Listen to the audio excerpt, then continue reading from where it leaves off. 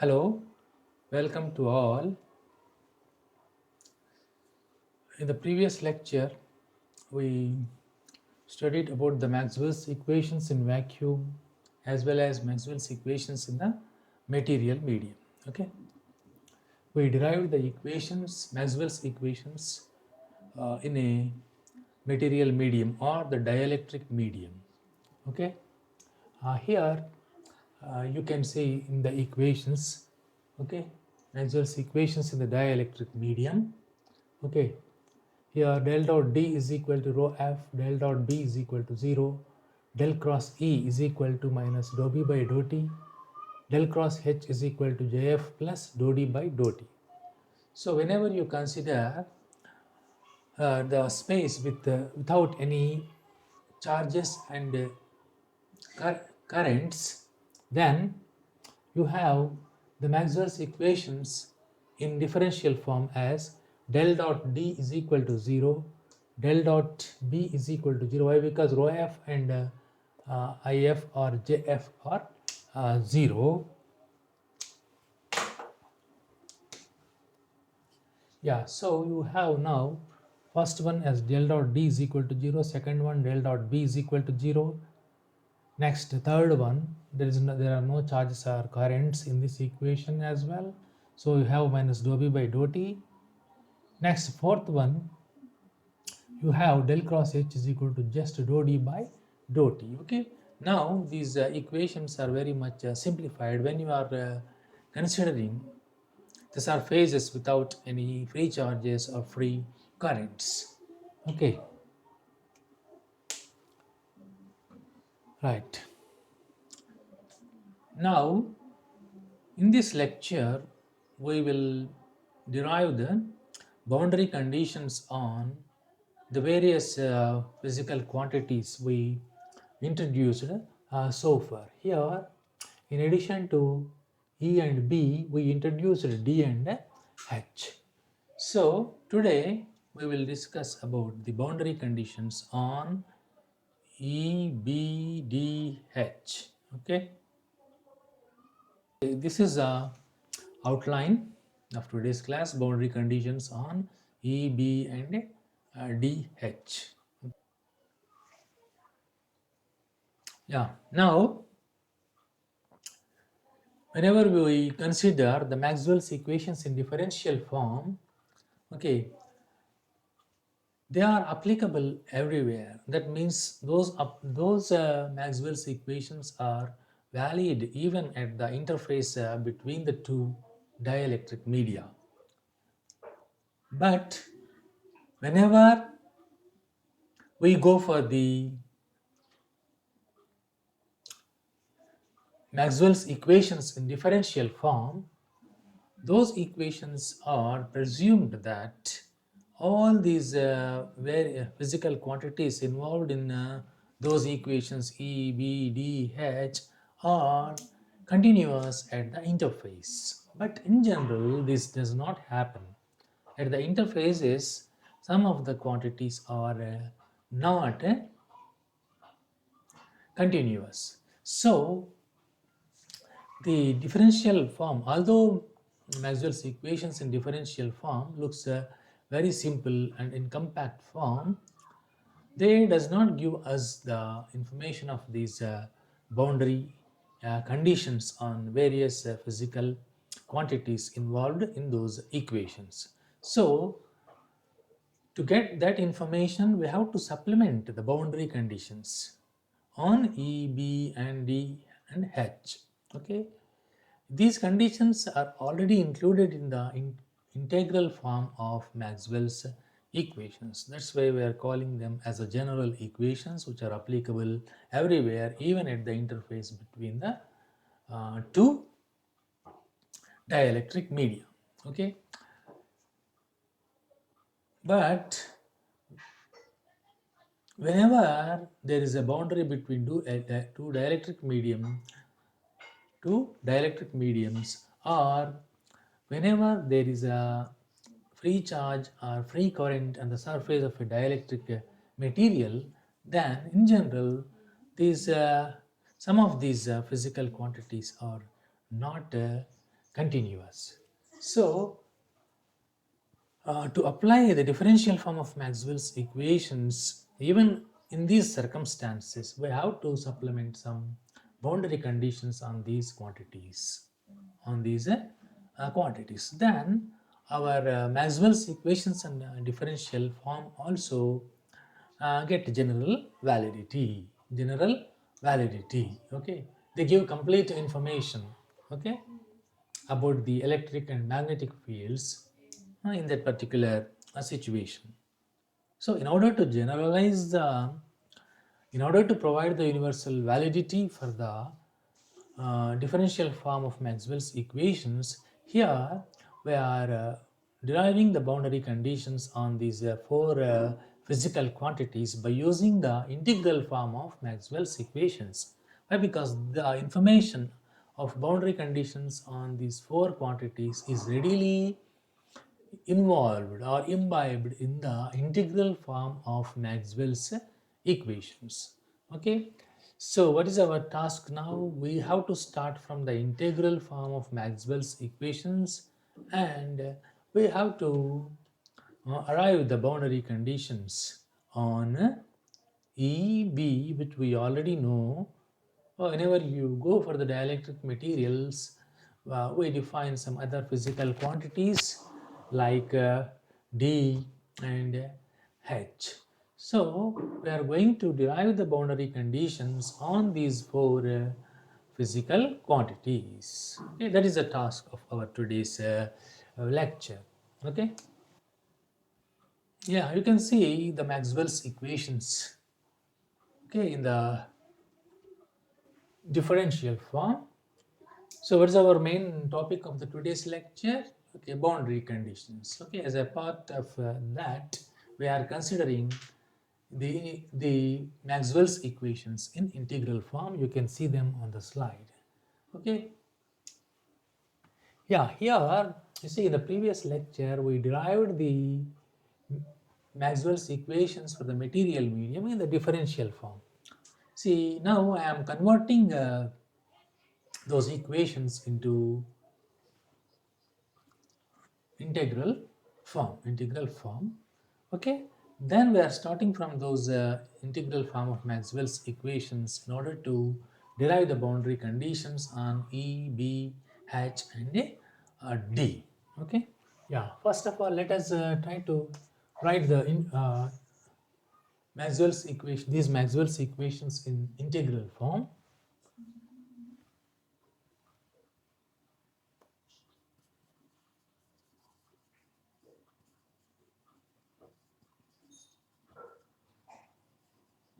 Integral form of Maxwell's equations in dielectric medium. Why? Because Maxwell's equations in this form are having universal validity, so information on boundary conditions is included in this particular type of Maxwell's equations. So we are writing this set of Maxwell's equations in integral form. So what will be the first one? An integral form. We already know that how to convert the Maxwell's equations in integral form to differential form and differential form to integral form. Yeah, so you can see this on the slide. Integral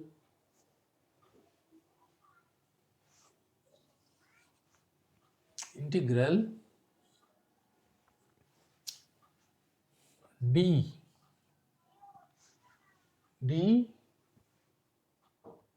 yeah, you can see this on this slide.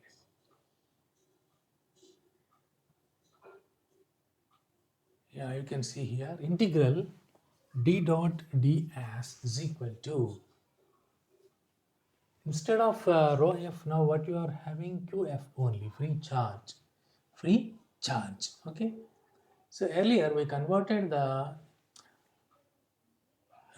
differential equations in integral form to differential equations in differential form, which we have done in case of differential equations for the vacuum. Okay.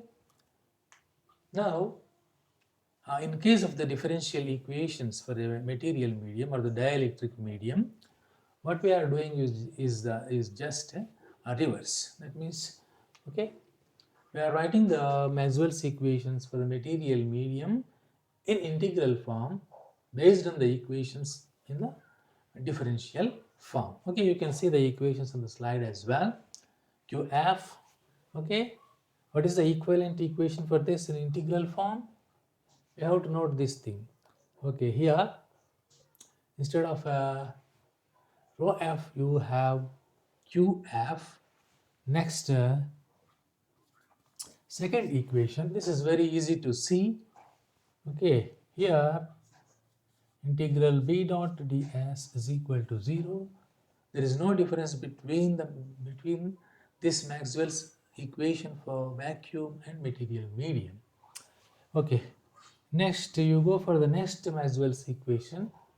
Here also there are no charges or no currents. That's why in this case also you notice no difference between the this Maxwell's equation for vacuum and the material medium.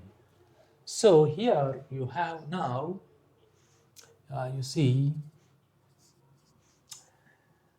E dot dl is equal to, here what we have to write here, dou by dou t of minus or d by dt of integral b dot ds, dou phi by dou t na. Okay, that's why you have minus dou by dou t of integral b ds. Okay, next let us go for the last equation, fourth one.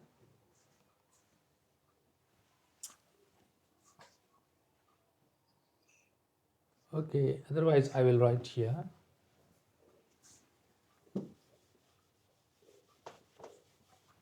Now you can see here, yeah,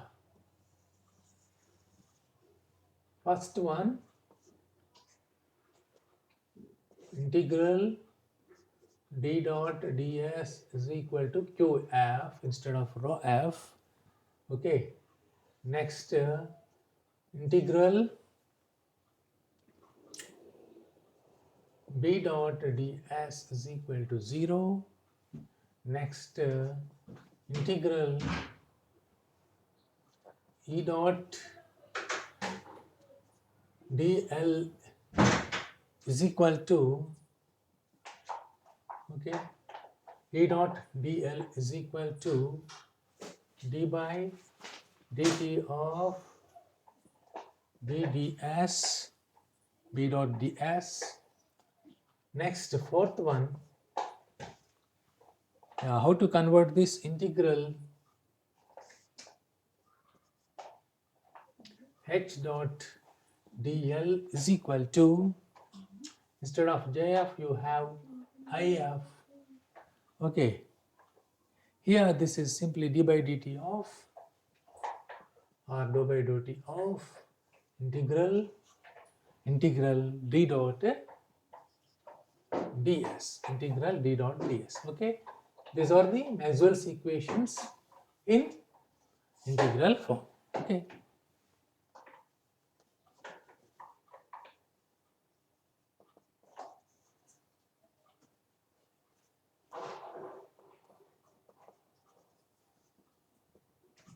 integral form for a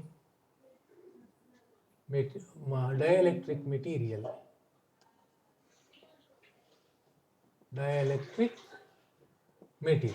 Maxwell's equations in integral form for a dielectric material. Okay. Now we have to start from these equations in order to derive the boundary conditions. D, B, E, H, E and H. Okay. Yeah.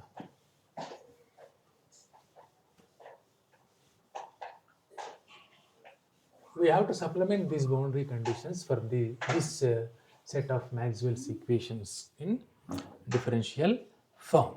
Okay, right. Now first one is boundary condition. Let us derive the boundary condition on, okay, boundary condition on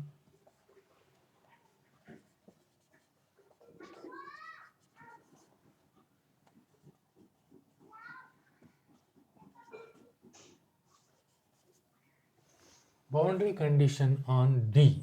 Okay, let us derive the boundary condition on D. Yeah, for this what we have to do here, we have to perform surface integration. Okay, we have to consider the closed surface, right? We are deriving the first boundary condition, that is boundary condition on what is that vector? D, electric displacement vector. Yeah, you can see this on the slide. We are considering the interface between first dielectric material and second dielectric material. This is the dielectric material 1. This is the dielectric material 2. Suppose that the normal is directed from 2 to 1 of this surface. Okay, right. Otherwise, what will be the ds for this direction of ds? Ds will be normal to, this is the interface. Okay,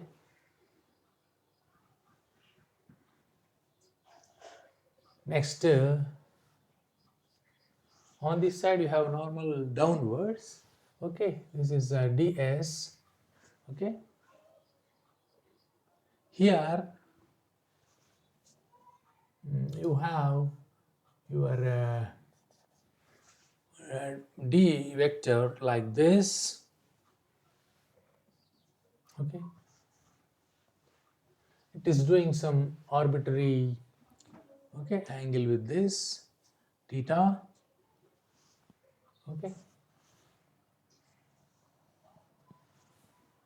the surface. Right, now in order to apply the surface integration, we have to consider a surface.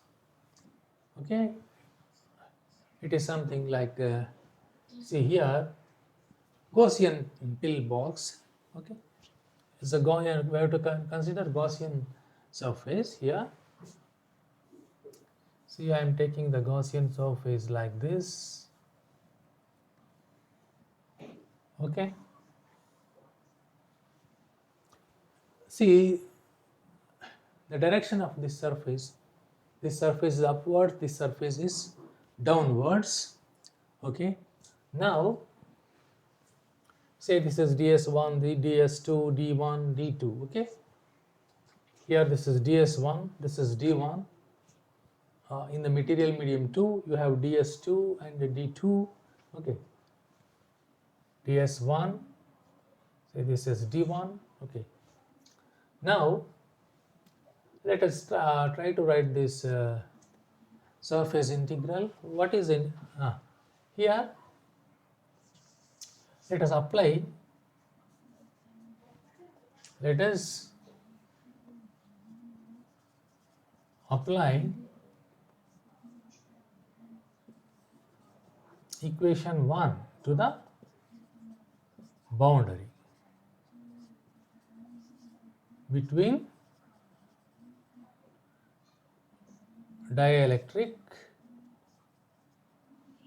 1 and 2. Boundary between dielectric 1 and 2. So we want to apply this first equation for this surface, closed surface. Okay, in order to derive the boundary condition on D. Okay, right. Now, how to write this integral? You may split this integral for these four surfaces. You consider that it is something like thin layer. Okay, your surface, this width on these two sides are very small. Lengths of these two sides are very small. Okay, and we are also assuming that the d does not change appreciably over this length, over this length. Okay, over the here to here, over this surface. Right now I am writing for the here ds is upwards. Ds is upwards. Which component of d will be along this perpendicular component of d will be aligned along ds? In that case only you have non-zero integral on the left side, LHS side. So for this surface and for this surface we have non-zero integrals, and for this surface and this surface we have zero integrals. Why? Because here for this surface, okay, here for this surface, here your angle between your ds and the component of d will be 90 degrees. So you don't have any non-zero value for the integral. Okay,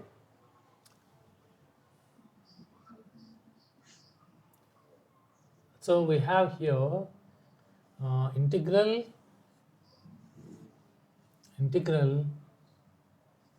d dot ds1 plus d1 s1 integral d2 ds2, okay, is equal to, on this side what you are having, qf. Okay, here this is this thing. Here you have what is this component, d1 parallel or perpendicular component here. Okay, this is also perpendicular component of d. Okay, for this components only we have non-zero integral value. Yeah, now you may expand this thing, because 0 is 0, so you just have d1 s1. So I am writing d1 integral, so otherwise I will write here d1 ds1 plus d2 perpendicular ds2. Okay, this is equal to qf. Okay, now what is this? Total surface area. This is also total surface area. Okay, this surface and this surface are equal. So now you have here, what is the direction of d2 here? Minus of this d1. That's why you write here minus. Why? Because ds2 will be like this, right? If you want to write the two vectors along the common direction, then you have to put minus for one thing, minus for one thing, plus for one other thing. Okay, d1 perpendicular minus, here it is minus now. Okay, d2 perpendicular, okay, into we are having s. Okay, here I am writing s is equal to qf. S is equal to qf. Therefore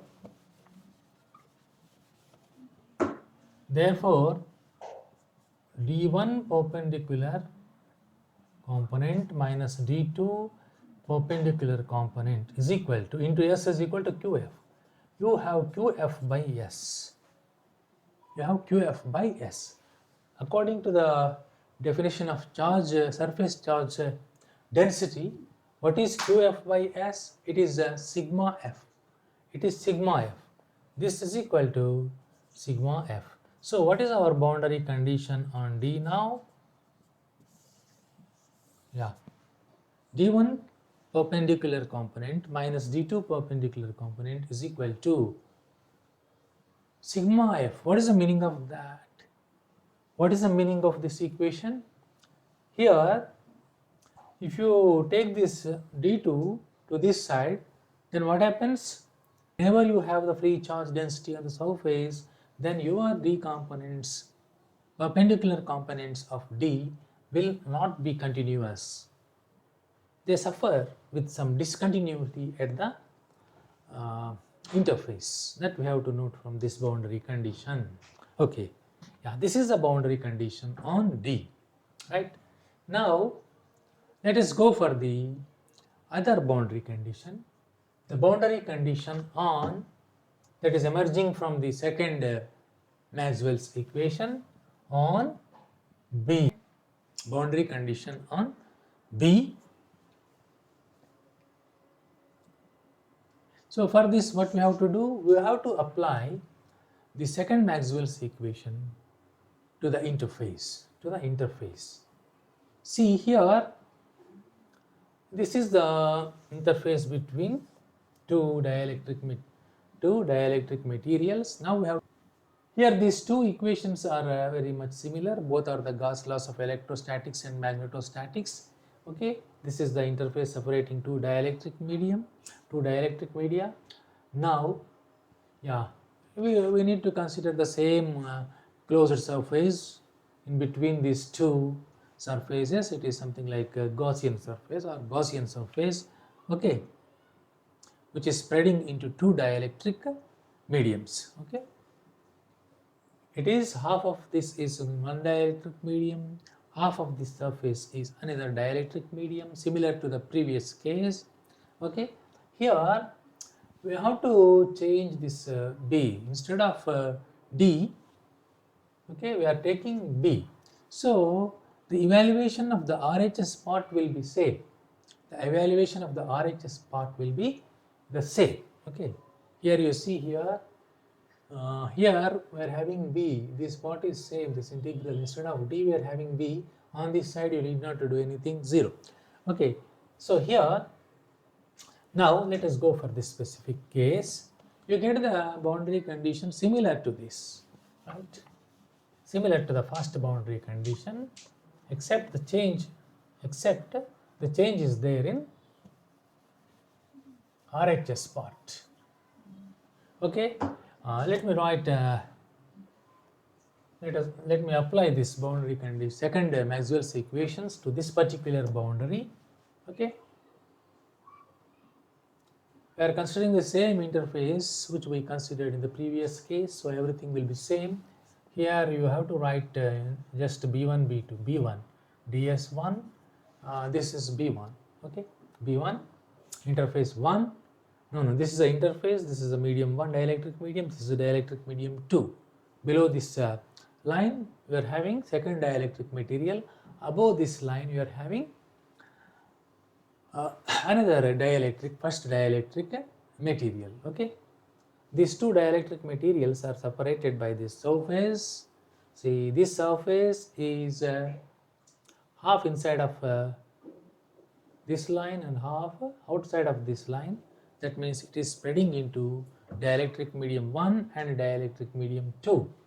Okay, since we are dealing with the situation at the boundary, so our point of concentration or point of focus will be on this surface. Okay, box like surface. Okay,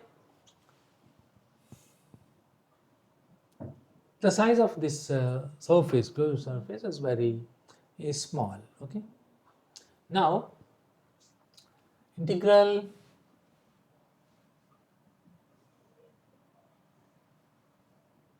B ds means how many surfaces I have to write this integral for all the four surfaces. But here the angle between B and ds will be parallel only for this surface, top surface and bottom surface. That's why our integral will be non-zero only for these two surfaces. That's why I am only writing two non-zero integrals. Okay, integral b1 dot ds1 plus integral B2 dot ds2. Okay, on that side, on the other side you have 0. On the other side you have 0. Okay, here on the other side you see here you have 0, right? Now here the two components, the B1 and ds1, are in the same direction. That's why angle between them is 0. So B into ds1 into cos 0 is 1. So simply you have BDS, okay, product of magnitudes with integral symbol.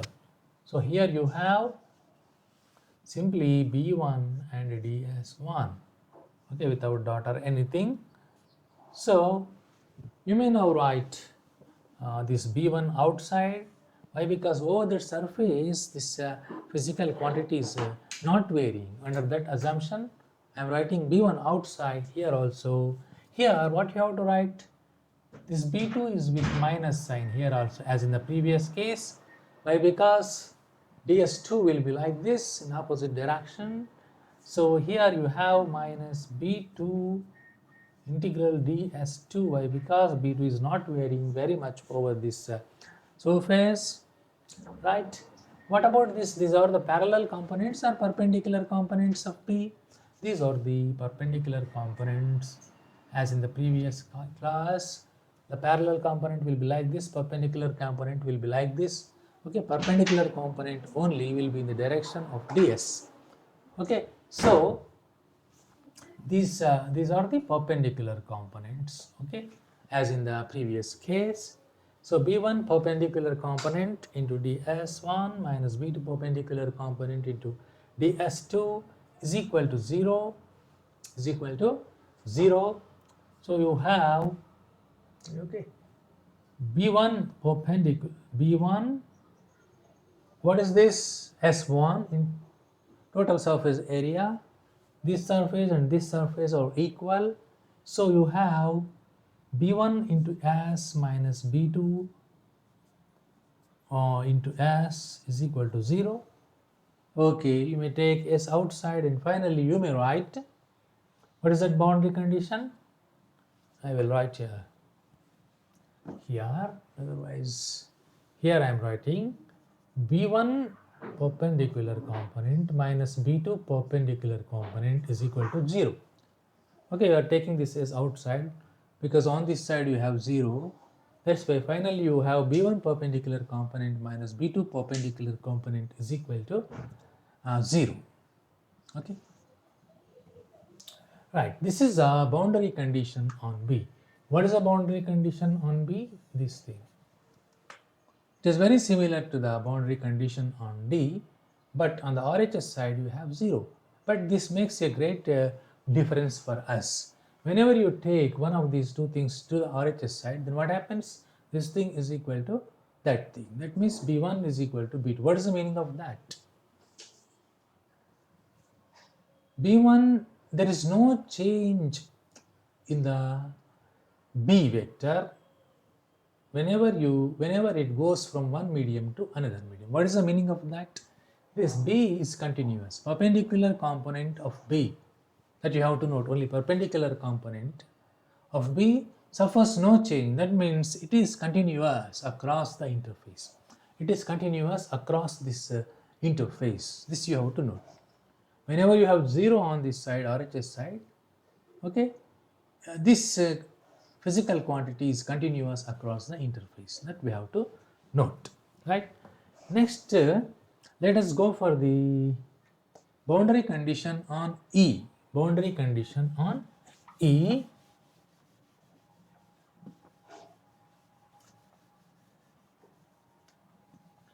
Okay, boundary condition on E.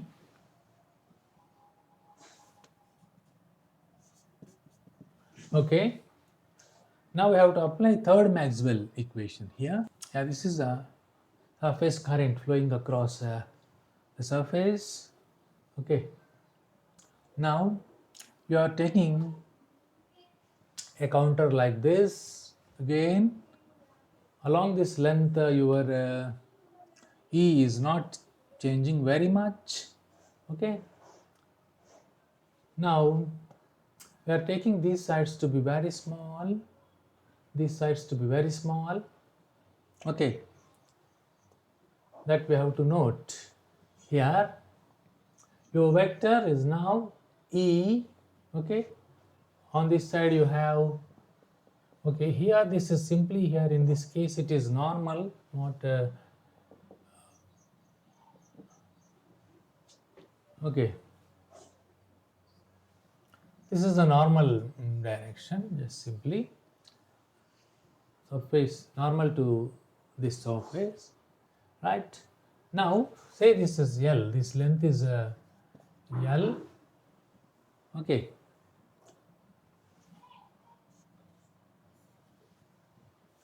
okay, now we have to calculate E dot integral E dot dl along this counter. Okay, how many integrals are there? Now we have to split this integral into 4 integrals. Here, which components of E are parallel to this L? Here, only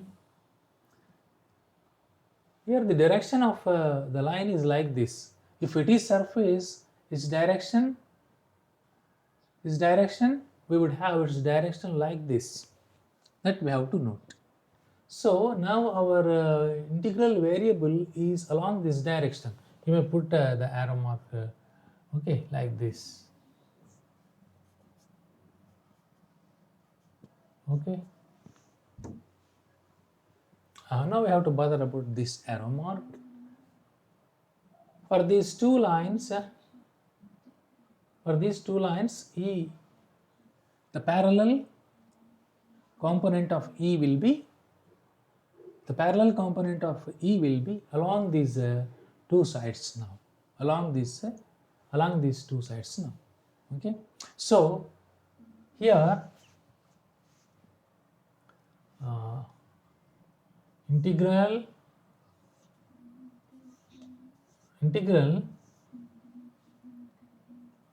we have to split this integral into different 4 integrals now. First of all, let us write for these two integrals, these two lines. Yeah, on this side E1, on this side you have E2, E1 dot dl1. Okay, if it is L, you just take L only here. Okay, next this is L, that's why I am writing dl only. For this E2 also, this is L only, this is L only. Okay, now the thickness, the width of these two things is very small, so we are ignoring on these two sides. Now what is this parallel component? As I already told to you, this is a parallel component of parallel component of E. This is equal to, on this side you have d by dt of integral b ds.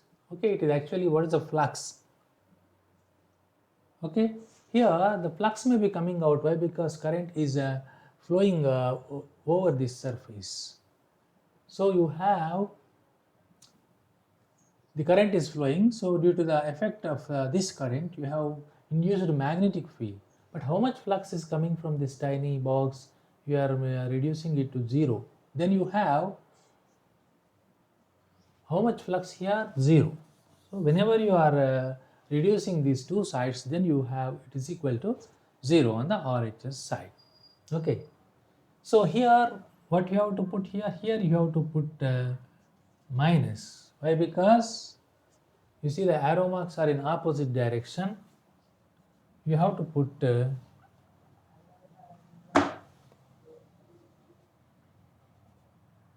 minus here. So here you have, I will write here otherwise, yeah, E1 parallel into L minus E2 parallel into L is equal to 0. So you simply have E1 parallel minus E2 parallel is equal to 0. That means parallel component of E at the dielectric interface is also continuous. As we have seen in the previous case, perpendicular component of B is continuous at the interface. Now here, parallel component of E, according to this third Maxwell's equation, we are getting the boundary condition on E. That means parallel component of E like this. That means E1 parallel minus E2 parallel is equal to 0. So whenever you take one of these two quantities to the other side, then you get the equality between those two components. There is no change in the components. You are changing the dielectric material, but there is no change in the parallel components of E. Means this component is continuous across the boundary. So parallel component of electric field is continuous across the dielectric boundary. This is what the information you have from this. Okay. So we derived boundary conditions on three quantities. Now we have to go for the fourth boundary condition. There is a boundary condition on which quantity? Boundary condition on H. Okay. Boundary condition on H. Here also on the LHS side, you have linear integral. So we have to consider the same type of figure for deriving the boundary condition on H, magnetic field. Magnetic field. Yeah, here also you are doing you are taking linear integral. Here also you are taking linear integral. See, now we are taking two material mediums, okay, dielectric medium 1, dielectric medium 2, and the interface and the counter across the boundary. Now we have to apply Maxwell's fourth equation to this particular boundary in order to get the boundary condition. Okay. Yeah, now the condition on H, you can see this on the slide as well. See, now let us consider the same diagram as in the previous case. Let us try to apply this linear integral on the LHS side of the Maxwell's equation. See, here also the similar equation here. See, how many surfaces are there? How many lines are there? 4 lines are there. Okay, so you have 4 linear integrals. Okay, as we are assuming the conditions as before, we get only 2 non-zero integrals. What are they? Integral H, now this one, H1 dot dl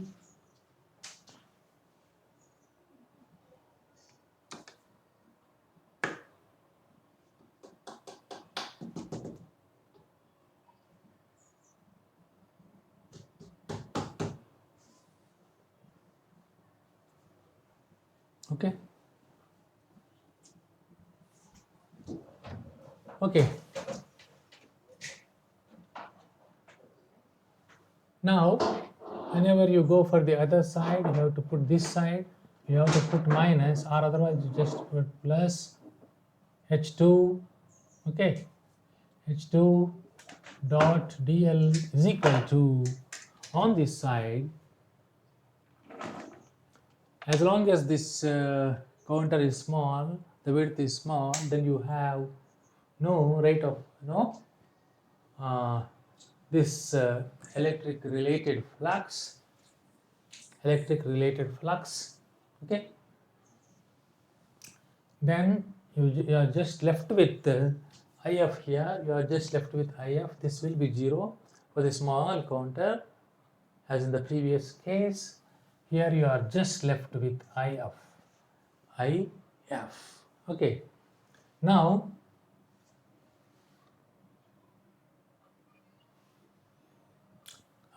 here over this length, this H does not varying very much. Okay, H does not varying very much. So I am writing here, you have here dot na. So whenever you write complete dot product, you just get integral H1 dl. This is a plus into minus minus integral H2 dl, this is equal to IF. Okay, so over this the length, the H is not varying very much. That's why I will take H outside integral dl. Here also H2 integral dl is equal to I free current. This is L. So H1L minus H2L is equal to IF. Okay, this implies H1. Okay, what is this component here? We are not writing the components now. Which component is along this line and this line? Here, the parallel component of E. What you have to write here? Parallel component. Then only we have these two integrals non-zero. Rest of the integrals are 0. Yeah. You put parallel symbol here, right? So H1 parallel minus H2 parallel is equal to, now if you take L common, you may write this as IF by L. IF by L. Okay. Let me write now here. Yeah, what is this? H1 parallel minus H2 parallel is equal to IF by L. IF by L. Okay. Okay. Here,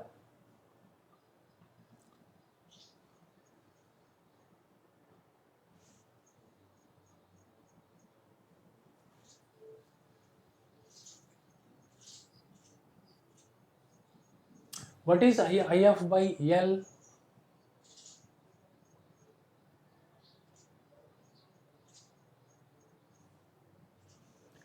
Yeah, it is a linear current density, but we have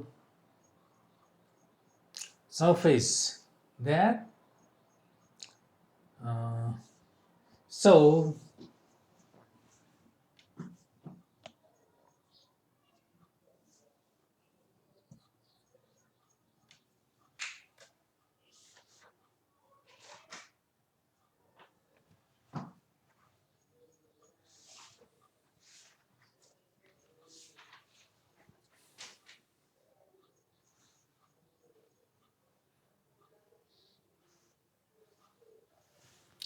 this is IF by L. Yeah, whenever you want to make it surface integral, then what you have to do? You have to write this L into L in the numerator and denominator. Then you get this is equal to JF, free current density, into L. Free current density into L. Okay.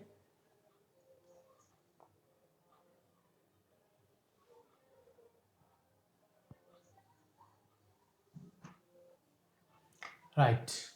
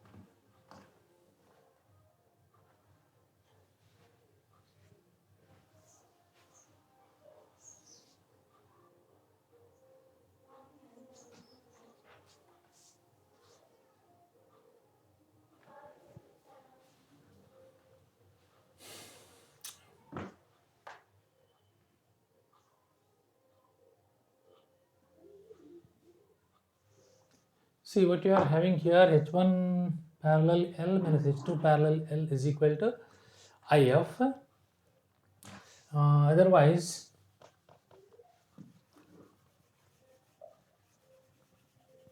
And now you are having H1 parallel L into H2 parallel L is equal to IF. So now H1 parallel minus H2 parallel is equal to just IF by L.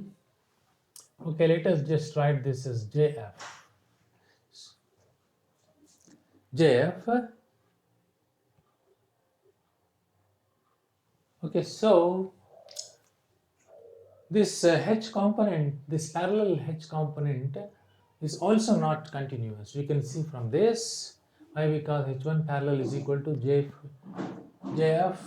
Okay, current corresponding to the free current density. Okay, current density corresponding to the free current plus H2 parallel component. So the parallel component of H is discontinuous along the boundary. Okay, right.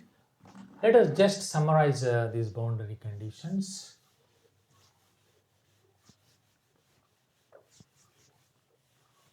So whenever we supplement these boundary conditions along with the differential form of Maxwell's equations, then the complete information will be provided. Okay, then they can be applicable anywhere in addition along with these boundary conditions. See, boundary, what are the boundary conditions now?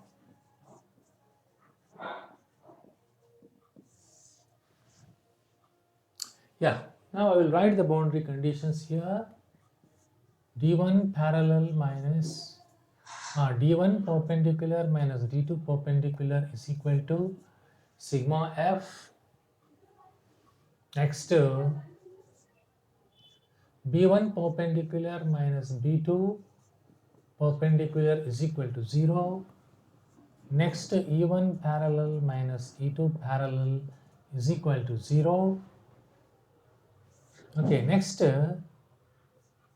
H1 parallel minus H2 parallel is equal to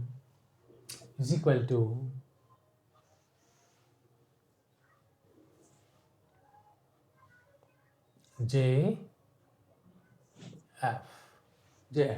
Okay, these are the boundary conditions on D, B, E and H. Okay, let us stop with this. Thank you.